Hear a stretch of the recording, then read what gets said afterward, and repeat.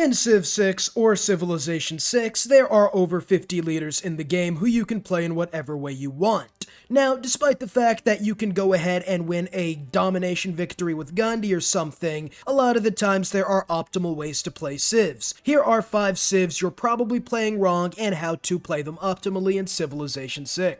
Men only want one thing, and it's absolutely disgusting: to reform the glory of the Macedonian Empire in Civilization VI. But how are you gonna do that? Build pisses and heteroi for a regular domination run? Of course not. The only way to play Macedon is to get some early units, sure, but you have an absolutely broken ability in your unique encampment, whose name I can't pronounce for the life of me. You put a chamber to my head and ask me to pronounce that, I tell you to hurry up and make it quick. But the thing with this encampment is the fact that it gives you science for every unit you build. You build a warrior, you get a percentage of that production as science after you complete it, at least if it's a military unit meant for waging war. Now, why is this important? Well, you get an insane amount of science from keeping your cities on full military production, more than even an early campus if you do the math, unless you have something crazy like a +6 campus or something. But the thing about this is the fact that building units early is what you want to do anyways, so getting this before building an army will let you keep up in science even without a campus, while having a constant stream of reinforcements swarming the front lines, giving you more soldiers than the enemy has bullets, Soviet style. But what if I don't have the gold? Well, you've seen Suicide Squad, just do that. And if you're really strapped for cash, you can just delete the unit after you build it.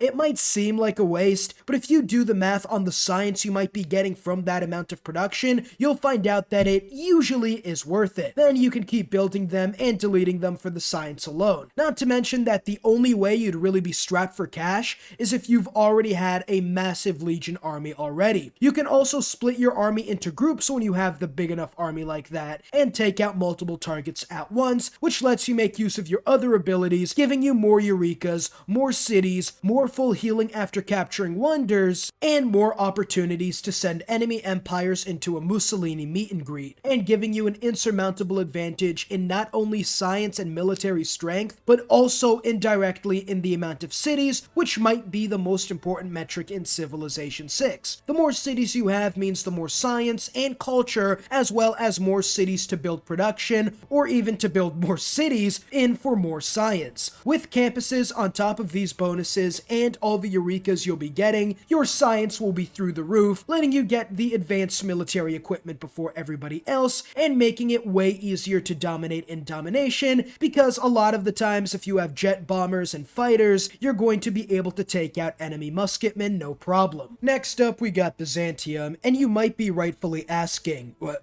Byzantium? My pet dog could win a domination victory on them. It would be harder for me to lose a game as Byzantium on deity than actually win, and you'd be correct. These guys pretty much force feed you the W in almost every game unless you get absolutely shafted with a terrible start. But there is a super OP strategy you can do with them that will let you take over the world before even turn 150 if you're fast enough and if you're able to build a good enough amount of cities. And that is to not build any units or finish your hippodromes until you get your tagmas. The reason for that, well, you can go to an early war if you want, but you can also build up your empire, get some support units like archers, build as many cities as possible, get a stronger economy, and only lock in hippodromes and build them until there's one turn left, but don't complete them. You want to spend the early game focusing on getting a religion, because you need a religion to actually play Byzantium, and Crusader makes playing Byzantium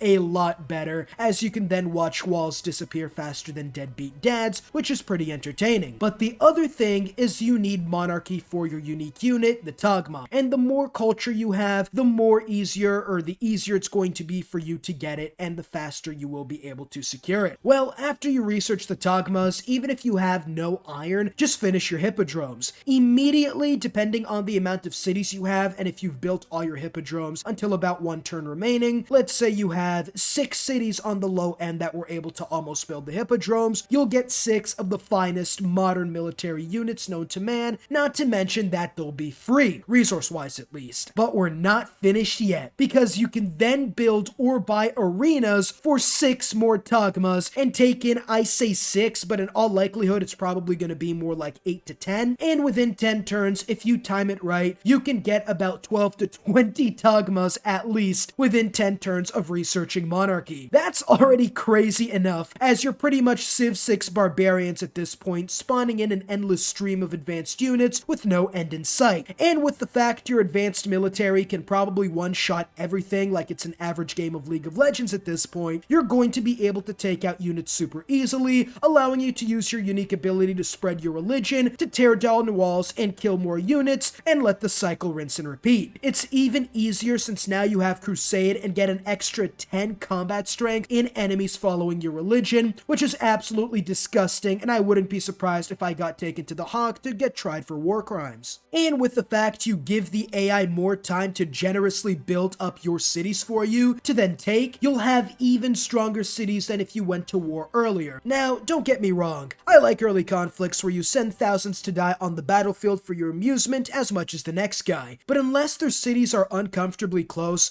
it might be better to bide your strength, wait it out a little bit, and then when you reach your peak, you can launch your all-out attack and wipe through everyone and everything to win the game before they even know what hits them. And if you want to age as gracefully as the Civ 6 DILF, don't forget to leave a like and subscribe to immediately grow 3 feet in height and age gracefully, but to also not miss out on future content. And now we have another stupidly overpowered leader in Civilization 6 you can make even more stupidly overpowered. Russia has one of the best religious abilities in the game with the Lavra, and probably Dance of the Aurora Pantheon, giving you enough faith to make the Pope blush. But Russia's religious victories are, unironically, the second best victory type for them. And no, number 1 is not domination, no matter how much they try to convince us otherwise. The best strategy for Russia is a culture victory. They get 1 great writer, 1 great artist, and 1 great musician for every shrine, temple, and worship building they produce respectively.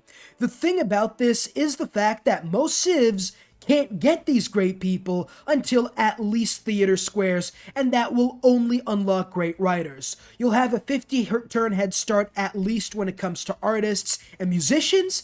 You're going to be producing great musicians before other civs even know what music is.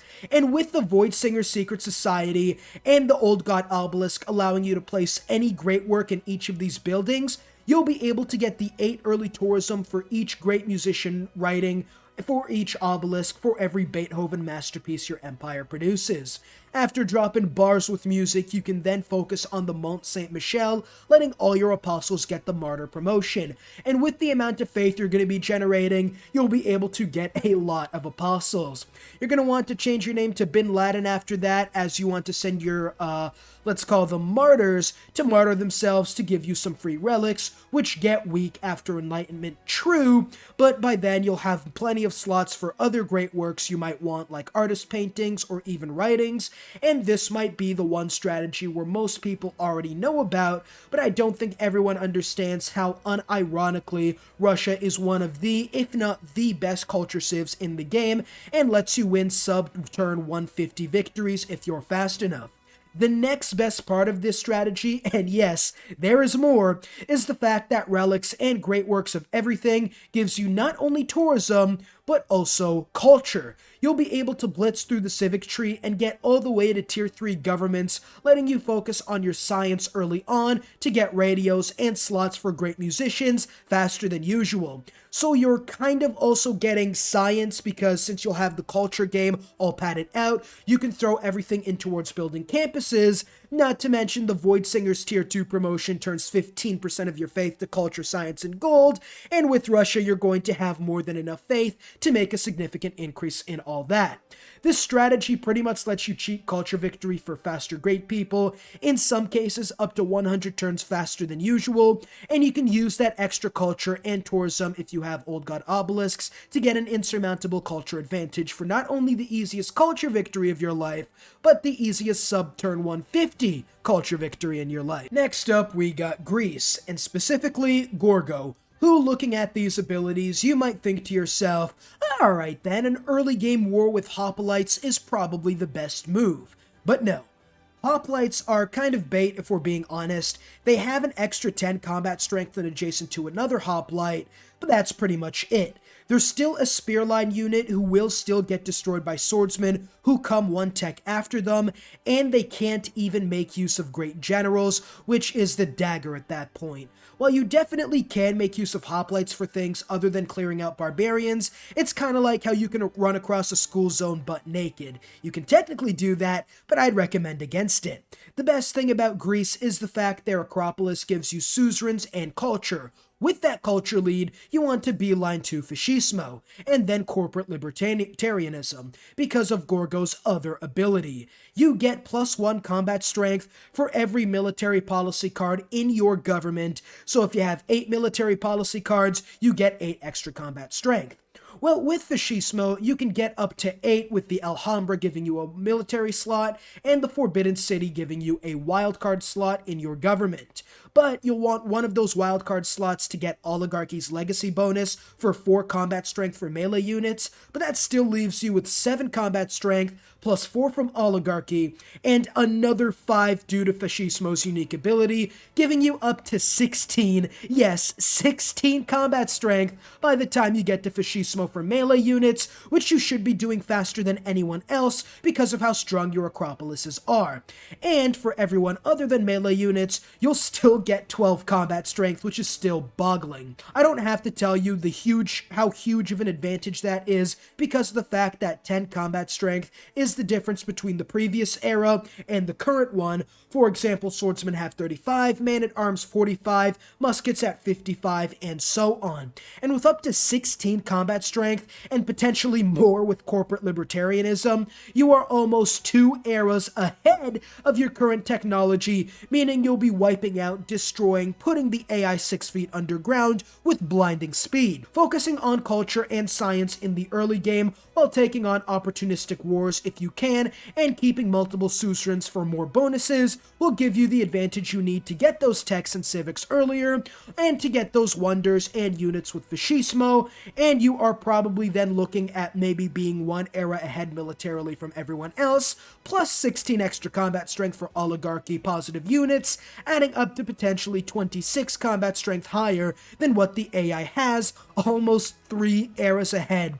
We're talking about using musketmen when the AI is still running around with warriors. If you time this right and get a strong early game and at least have 16 combat strength, and all this is without factoring in promotions by the way, you're going to be able to absolutely destroy late game domination victories. While early game hoplites are decent if you really want to use them, I'd recommend playing a little peacefully until your army becomes insurmountable. What do you normally do as the Aztecs in the early game? Do you maybe go for a quick war, take a couple builders, and then peace out? Maybe take a city or two if you can and snowball from there. Well, unless you're feasting in Civilization VI off the blood of your enemies, you haven't taken it far enough.